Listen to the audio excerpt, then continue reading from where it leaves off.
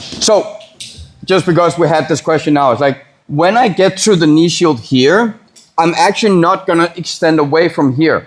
Because if I have to get an underhook here and sit up at the same time, it's gonna be super awkward. Because even if I kick out here, like it's so far up to him and I can't really catch an underhook. So when I'm here, I actually want to stay underneath him, because here he feels like he can lean a little bit more versus like sitting back. Because if he's sitting back now here, like I can follow. But if I'm down out here and he sits back, like it's so much space, he can easily block my face or something like that and just hold me down. So just stay underneath, and then from here you can pop and then you come out.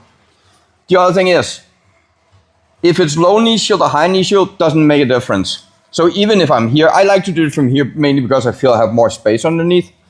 So wrist, kick, and then dive my head underneath him in here.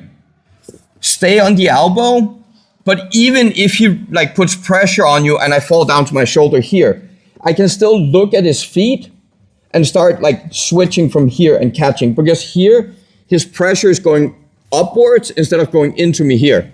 So I can from here just start crawling underneath him instead. But turning the knee changes the direction where his hips are. Because if I'm here and I'm trying to sit up, he can put pressure into my top shoulder and keep me flat here. But if I switch my legs, and then you can see his body right now is turned towards me. But when I switch here, you can see his hip is starting to turn upwards, which releases some pressure. And then from here, I can much easier start crawling underneath here. Boom. And he starts pushing away from here. There. And he tries to sit up for an underhook now. Like, it's not going to help anything. Like here, even if he has an underhook, this blocks everything.